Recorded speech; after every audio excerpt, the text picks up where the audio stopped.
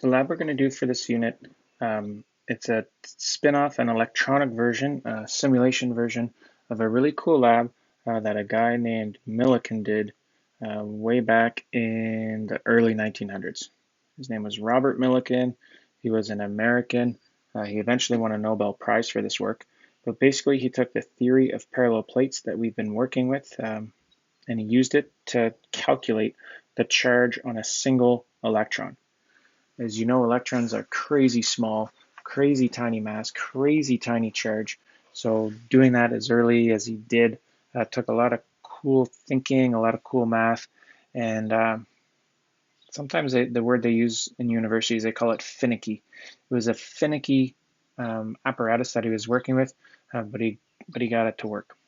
So basically what he did, he took a misting bottle, like almost like a little aerosol or like a little perfume kind of sprayer, and he had wee tiny oil droplets that he sprayed into the apparatus. And then by gravity, those little tiny oil drops fell through a little hole in between two parallel plates. He could adjust the voltage of the parallel plates, and he would just watch this little snowstorm of oil drops as they fell through. He'd pick one of them. There'd be more than one in there. He'd pick one and he'd make it so that one single oil drop that he was focusing on was standing still. It was all such a small thing that he couldn't just eyeball it. He had like built sometimes it's called a telescope. This graphic I grabbed called it a microscope, but he couldn't just stick his eyeball and look in there. He had to use optics to sort of magnify it so he could see what was going on.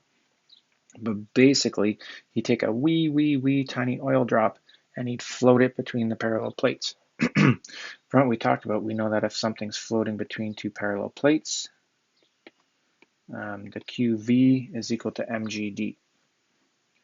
So he would spray these tiny things in there, pick one and get it to float. He would adjust his voltage, so when he was doing the experiment, he would know the voltage. He built the apparatus, so he knew the D value, the distance between the two slits. He knew the G value, that's just 9.8. He had a mathematical way to calculate the M value. The way that we're going to do it is we're going to calculate the M value based off of the size of the droplet. Millikan did it slightly different.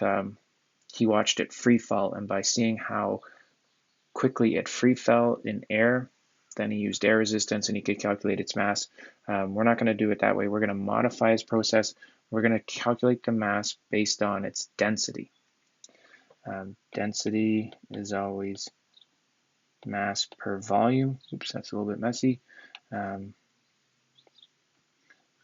We're going to know that they're spherical little droplets. The volume of the sphere is 4/3 pi r cubed. So we're going to have enough information. We'll know the r, so we can calculate the volume. And then from the volume and the density, we can calculate the mass. So as we work through this lab, you're going to know the mass, the 9.8, the D, and the voltage that's making them float. So from that, you can calculate the charge on a floating droplet. That's Millikan's lab. It's finicky to do in real life, so even if we were in school, we do it with a simulation. I get the equipment out and show you what it looks like, but it's so finicky, we've never really got it to work properly. So we're not going to gather data practically. We're going to gather data using a simulation, which means we'll get fairly nice clean numbers, which makes the next part a little bit easier. What Millikan did is he did this floating thing of these tiny oil droplets. He did it over and over and over and over, and he calculated this whole great big list of Q values of different floating droplets. Once he got this crazy list of these Q's, then he looked for a pattern in the Q's. So as an example, the numbers won't be this nice. They're going to be crazy small, like 10 to the negative 31 and 10 to the negative 30, or sorry, 10 to the negative 19 and 10 to the negative 18. So they're going to be crazy small numbers. But just to make the point of what he had to do a little bit clearer, let's say Millikan did it and the nice numbers you got out, yours won't be this nice. But let's pretend the numbers you get from this are 6, and then 12, and then 9, and then 3, and then 15, and then 6 again. And numbers like that keep showing up as the charge on your wee little droplets that you're looking at. The next step to the lab, once you get this string of charges, the next step is to sort of look for a pattern in the numbers. Your numbers are going to be uglier, but if your numbers were like this, 6, 12, 9, 3, 15, and 6, and we want to know what they'd have funny units. If we're talking charge, they'd be coulombs or some fraction of a coulomb. If I wanted to know what the charge on a single electron is, basically the charge on an object has to be a multiple of the charge on an electron. So if these were our numbers, 6, 12, 9, 3, 15, the charge on an electron couldn't be 5 because there's no way multiples of 5 add up to 6 or 3 or 9 or 12. Maybe the charge on an electron could be 2 because that explains the 6 and the 12, but that doesn't explain my odd numbers.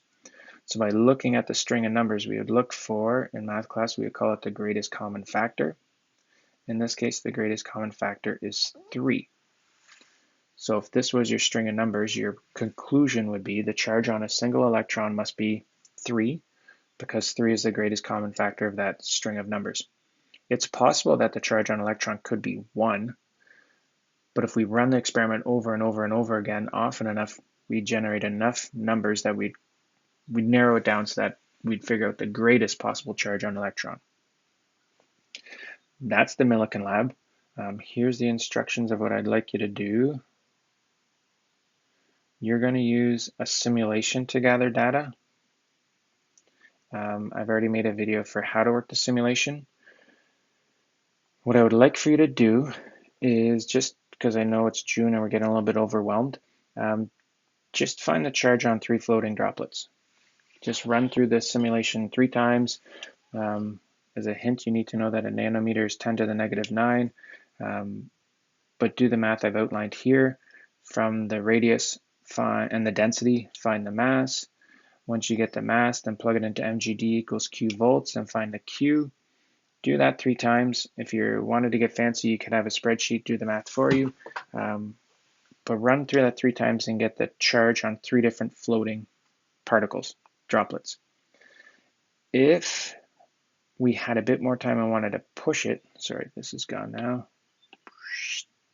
If we wanted to push this, the next step would be you take your 3 charges, you share with the rest of the class, and you look at their 3 and another 3 and another 3, and you make this great big list.